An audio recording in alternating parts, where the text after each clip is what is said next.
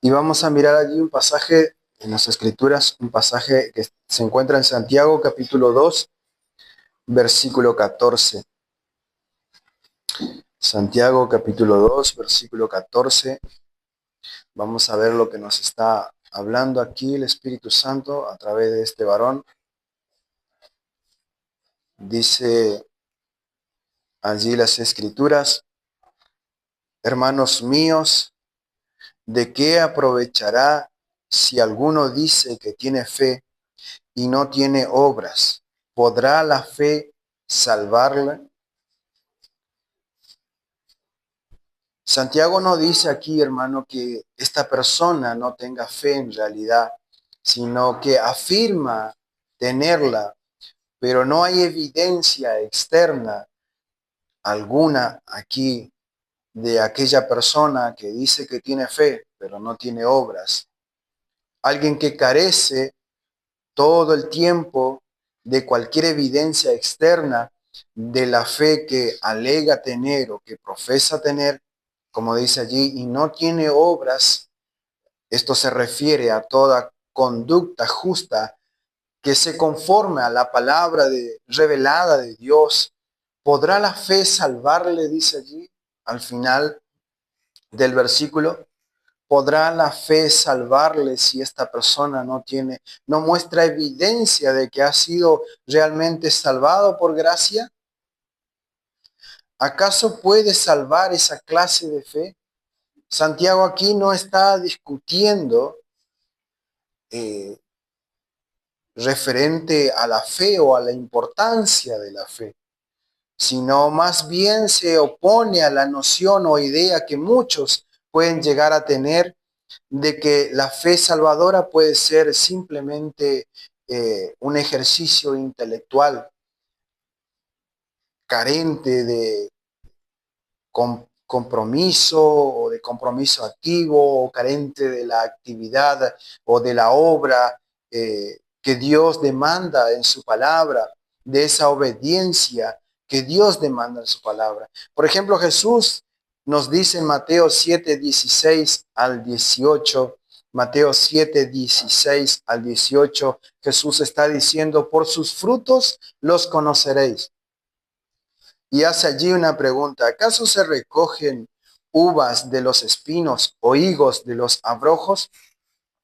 Así todo buen árbol da buenos frutos, pero el árbol malo da frutos malos. No puede el buen árbol dar malos frutos, ni el árbol malo dar buenos frutos. La esencia de la vida cristiana está en la palabra fiel y la sana doctrina de la gracia, por un lado, y por el otro, la conducta del creyente, hermano. Las buenas obras con las cuales eh, el cristiano manifiesta externamente eh, de que tiene fe en Dios, de que ha creído verdaderamente en el Señor, y así adorna la sana doctrina de Dios nuestro Salvador. La Biblia nunca enseña eh, o enseñó una contraposición a esto, de decir yo tengo obra y otro tiene fe. Nunca enseñó esta contraposición, sino que siempre enseñó que la fe tiene que manifestarse en obra. Y yo creo en el Señor y me aparto de mis pecados, me aparto de aquellas cosas que me apartan de Dios, de aquel en quien he creído. Ni en el Antiguo Testamento ni en el Nuevo hay evidencia de que la fe se contrapone a las obras, ¿no? El verdadero creyente, habiendo recibido el perdón de sus pecados por el Señor Jesucristo, muestra en su nuevo andar y buenas obras que es salvo por gracia y que vive como una nueva criatura. Hay una evidencia realmente de que ha sido salvado por gracia. La fe sin obra es muerta, dice el pasaje que miramos al comienzo. Por supuesto, las obras, por su parte, no logran la salvación ni añaden nada a los méritos de Cristo en la cruz. La gracia de Dios no solamente nos redime, sino que también nos instruye y motiva para la vida nueva que llevamos en este mundo. Allí en Tito, capítulo 2, versículo 1, y luego en el versículo 7 y 8, el apóstol Pablo le está diciendo a Tito allí, habla lo que está de acorde a la sana doctrina. Pero luego le dice en el versículo 7 y 8, preséntate tú en todo como ejemplo de buenas obras, en la enseñanza, mostrando integridad, seriedad, palabra sana e irreprochable, de modo que el adversario se avergüence y no tenga nada malo que decir de vosotros. Y en Romanos capítulo 2, 6 al 10, el apóstol también nos habla allí, inspirado por el Espíritu Santo, él pagará a cada uno conforme a sus obras, vida eterna a los que perseveran en bien hacer. Buscan gloria y honra e inmortalidad, pero ira y enojo a los que son contenciosos y no obedecen la verdad, sino que obedecen la injusticia, tribulación y angustia sobre todo ser humano que hace lo malo, al judío primeramente y también al griego. Pero gloria y honra y paz a todo el que hace lo bueno, al judío primeramente y también al griego. Es decir, nadie escapará, cada uno recibirá su paga según las obras que ha hecho aquí en la tierra. La fe que salva, aún en su nivel más bajo, es diferente a esa clase de fe natural, por decir así, como lo es toda gracia salvadora. De la fe y la gracia común de aquellos creyentes que solo son por un tiempo, ¿sí? Ellos creen por un tiempo, pero luego se apartan, luego se alejan. Y la fe salvadora, por más pequeña que sea, es diferente a esa fe de aquellas personas que creen por un tiempo y luego se apartan, que caminan, parece firme en la vida cristiana, en el camino de la fe, pero luego se apartan, luego son enredados por las cosas de este mundo, por su carne, por el pecado que hay en ello.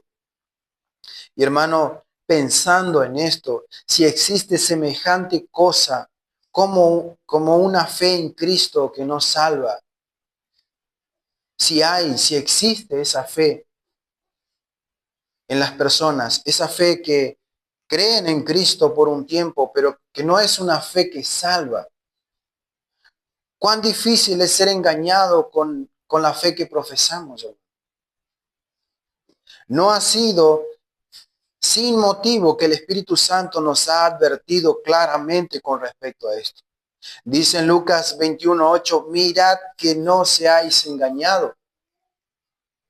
Y en Gálatas capítulo 6, versículo 3 dice, porque si alguno se cree que es algo siendo nada, se engaña a sí mismo.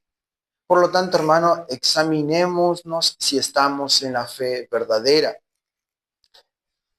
En ningún otro lugar Satanás usa esta artimaña y poder con mayor tenacidad que en lograr que las personas crean que tienen una fe salvadora cuando no la tienen. Les induce a ignorar las amenazas de la palabra y a apropiarse de sus confortantes promesas. Por ejemplo, van a la Biblia y buscan: Jehová es mi pastor, nada me faltará, aunque ande en valle de sombra de muerte, no temeré mal alguno. Pero ignoran la otra parte cuando Dios dice: apartaos de vuestro pecado. El Señor está airado con el pecador. Si no te arrepiente hoy, ¿sí? Entonces buscan esa parte más bonita que a ellos le convienen y se apartan de aquellas exhortaciones o correcciones del Señor. El diablo los disuade para que no escuchen la saludable exhortación del Señor. Y en 2 Corintios 13, versículo 5, el apóstol Pablo les está diciendo aquí a los corintios: poneos a prueba para ver si estáis en la fe. Examinaos a vosotros mismos. Hay creyentes, hermanos, que quieren que Cristo los salve del infierno, pero no desean que los salve de sí mismo. ¿sí? Dicen, yo no hago mal a nadie, me llevo bien con todos. Y demasiado bien podríamos decir nosotros que hasta se enredan en los negocios sucios de este mundo, de la carne.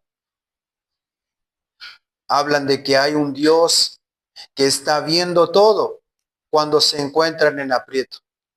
Pero al mismo tiempo están maldiciendo a sus semejantes, a sus hermanos. Y esa persona no ha experimentado la verdadera fe salvadora. No ha experimentado todavía la fe salvadora.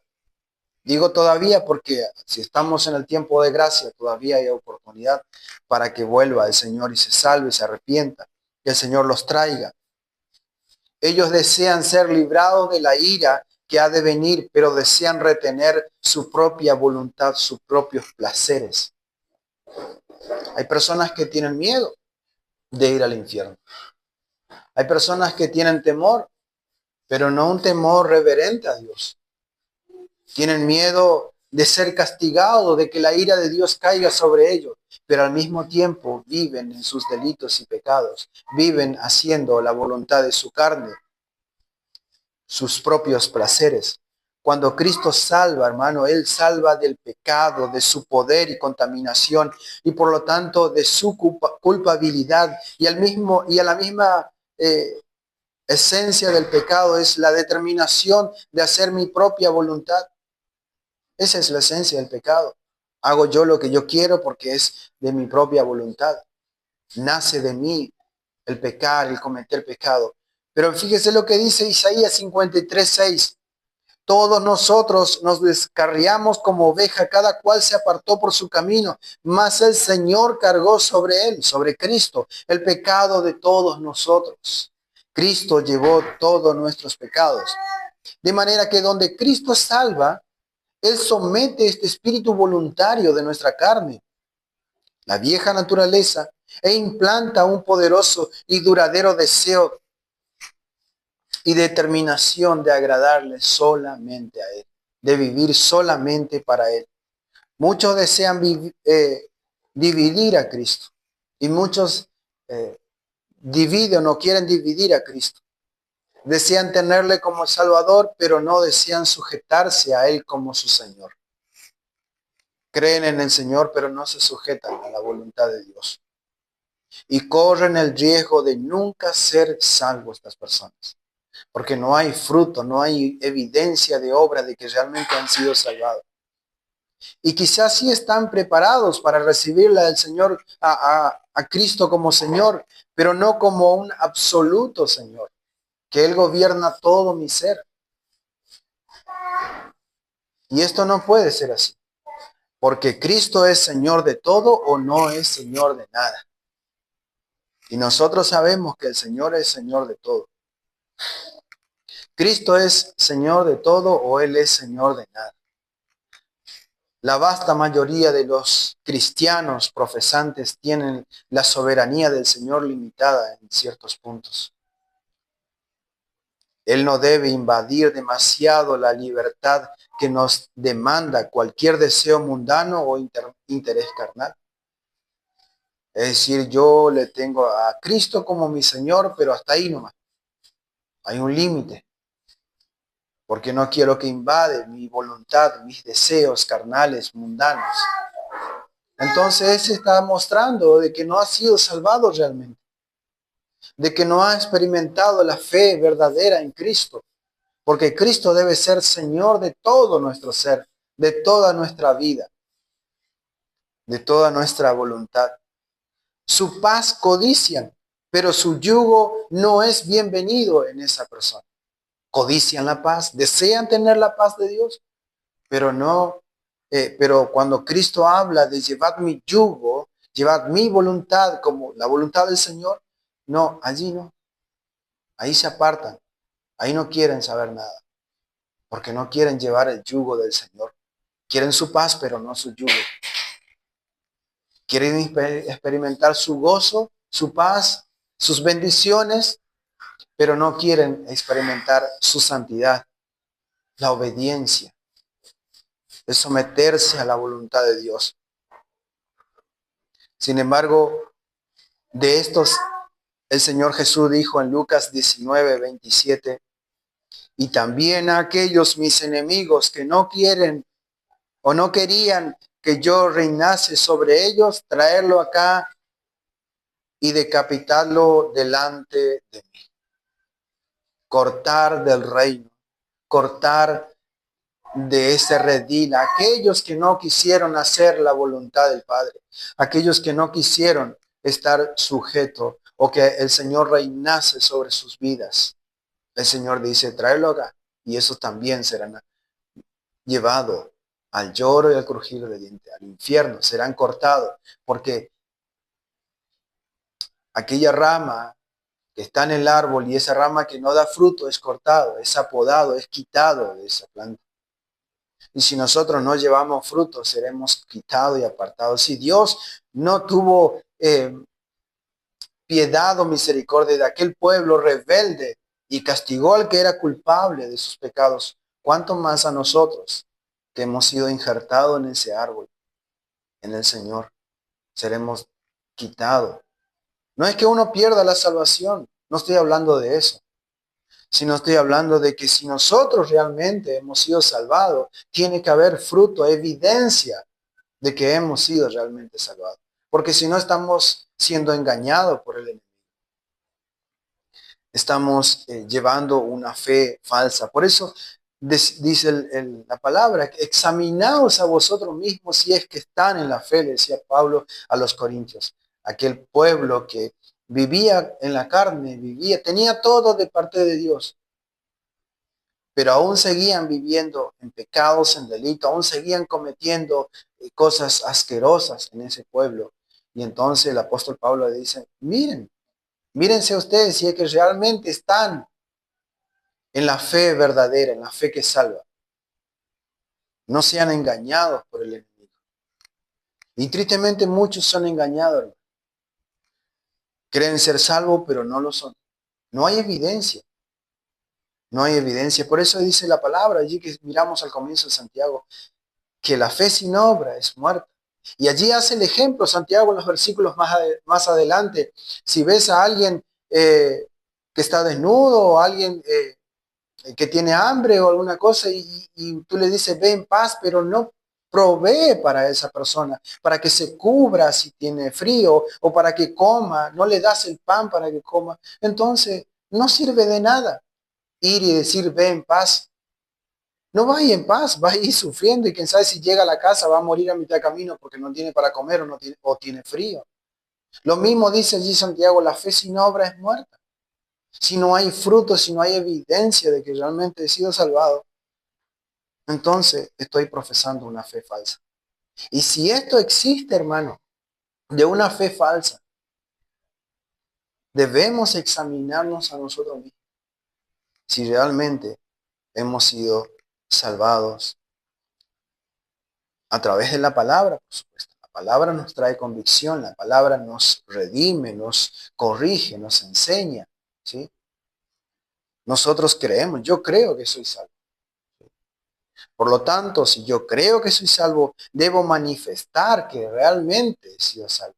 Debo someter mi voluntad, mi carne, a la voluntad de Dios.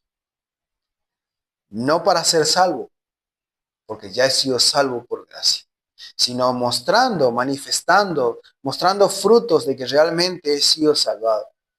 Entonces, hermanos, hay multitudes que están listas para que Cristo los justifique, pero no para que Cristo los santifique.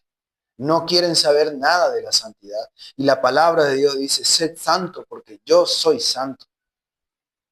Y santidad significa apartarse, separado. Es decir, yo antes vivía en los placeres de mi carne, hoy si realmente profeso que soy un cristiano salvado, una persona salvada, debo apartarme de eso que era deleite para mi carne. Y debo someter mi voluntad a la de Dios. Y esa es la lucha continua que tenemos nosotros como cristianos. Todos los días de nuestra vida luchamos nuestros pensamientos, luchamos en nuestra vida, en la calle, en el trabajo, en la casa. A veces nos mordemos la lengua, a veces nos remordemos nosotros mismos para no pecar, porque sabemos de que Dios está allí. Dios está con nosotros, Dios está en nosotros, su Espíritu Santo está en nosotros. Y tenemos que luchar contra esa vieja naturaleza. Cristo cuando salva, Él salva completo. Hay gente que se tiene por puro, dice Proverbios 30:12, pero no está limpio de su inmundicia. La gente está dispuesta a aceptar a Cristo en sus propios términos, pero no en los términos de Dios. ¿Dónde, dónde está la prueba de una fe salvadora? ¿Qué efecto ha producido en usted? Un árbol se conoce por sus frutos y una fuente por el agua que brota de ella. Entonces, por lo tanto, la naturaleza de su fe puede ser asegurada por un cuidadoso examen en nuestra vida de lo que está produciendo. Decimos un cuidadoso examen, pues así como no todos los frutos son para comer, como tampoco no todas las fuentes de agua son para beber, lo mismo, no todos los frutos que producimos son obras del Espíritu Santo. No todos muestran evidencia de que realmente hemos sido salvados. Hay frutos que podemos manifestar de que no, y no están manifestando de que hemos sido salvados. Así no todas las obras son resultado de una fe salvadora. La reformación no es regeneración.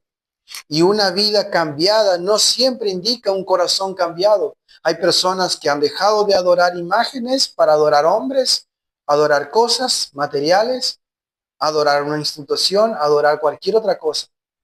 Han cambiado de hábito.